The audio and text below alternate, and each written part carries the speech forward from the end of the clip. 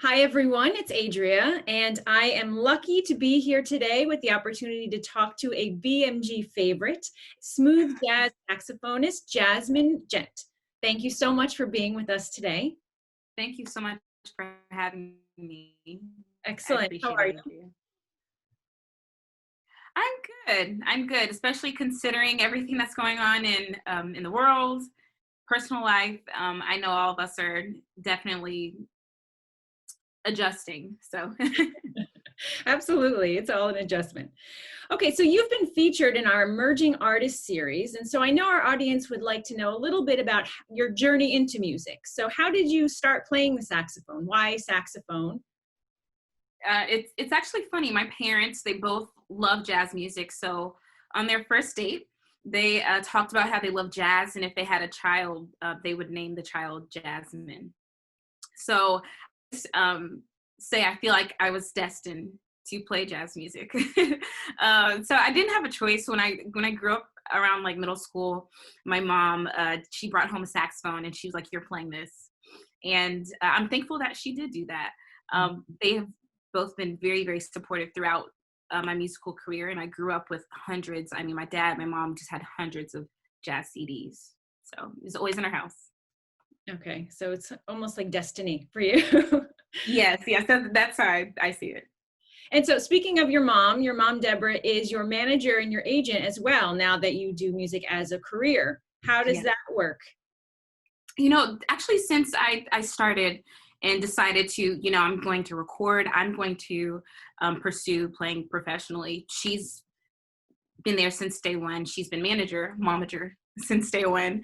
And it definitely works. I think with any business relationship, there are challenges, but it's even better because she knows me. She knows even down to if there's a performance opportunity that might work or that might not work for me. It's that understanding. So I'm very thankful for that. For us, it works, and I know each person, it's a different combination. Right. Well, it sounds like you're really lucky. I'm And so thankful. now that your performance career is really kind of on track and it's thriving, I wanted to mention that you have a new CD coming out on January 10th. It's called Forever. Do you want to tell us a little bit about what's in there? Oh, yes, I'm so excited about the CD. It definitely highlights being true to yourself. We always hear true to thine self. And this is, the many lessons that I'm learning along my journey. That is one thing that always comes back around is forever staying true to Jazmin and who I am. So there are many songs that there's one song that's entitled Forever Jaz. There's another song entitled Corona Blue, which I'll be playing for this performance. But all those are just really highlighting what's going on in life. But again, I hope that there is something that can relate to every person that listens, whether it's a Latin song, a gospel song. There's just so many different styles and flavors. So speaking of performing then, do you have a most memorable performance ever? Oh, there are many. There are definitely many. I can name two. One is being on the Dave Koz cruise and playing amongst, oh my goodness, saxophonists and musicians that I just grew up listening to. So of course that is just a treat. Yeah. Just to be amongst them and not only to see them as musicians, but as people as well. And all of them, I can say, are just amazing people and just really want to help me grow as a musician. And another playing experience was in Haiti. That was actually this year, right before the pandemic started. And I was there. I was there for 7 days, and we did 12 workshops with an amazing band.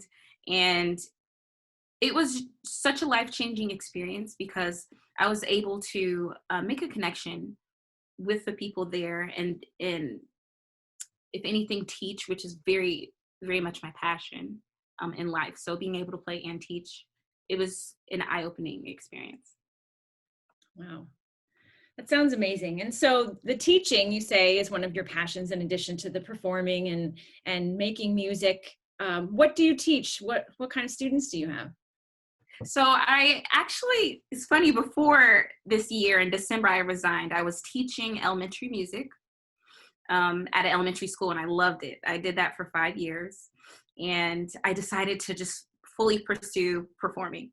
Mhm. And of course, COVID-19 happened, so it put my path just in a different direction because a lot of things are postponed. So I always wanted to get my doctorate, and I did an interview for my doctorate, and I'm currently in my first semester pursuing my doctorate degree in music education. And with that, I am required to teach classes. So I teach general music methods. So now I'm teaching music educators how to do what I previously did, how to teach elementary music, how to just teach music in general. So it's definitely different from elementary. I'm sure. Age-wise, I mean, you're dealing with, 21-year-old opposed to maybe 5-year-old, 6-year-old. So Well, congratulations on the program. Sounds very exciting. And so for those students that you're teaching, whether from 5 years old or the older students, what do you think would be kind of your biggest piece of advice for them as aspiring musicians? it's funny, and I think this relates back to the CD Forever Jaz. Everything always points to staying true to yourself. I love that if I'm teaching college students, everyone has a different teaching style. The way I teach may not be how someone else teaches. However, that's what makes us all unique. So I always want my purpose to just pass on the tradition of music, but also really emphasize individuality. Whether it's 21 or 5 year, the age difference, there is no difference. It's always being true to yourself and growing as an individual, no matter what age. You could be 50, and we're all on this path to self-discovery. Well, thank you. I'm a little inspired now for my own path to Oh, self-discovery. no. Thank you. All right. Well, thank you, Jazmin, for your time today, and I can't wait to see your performance next week and look forward to meeting you in person. Thank you so, so much for having me. I look forward to meeting you in person as well. And I know we're going to have a great time. So All right. Thank you, and bye. thank you. Bye.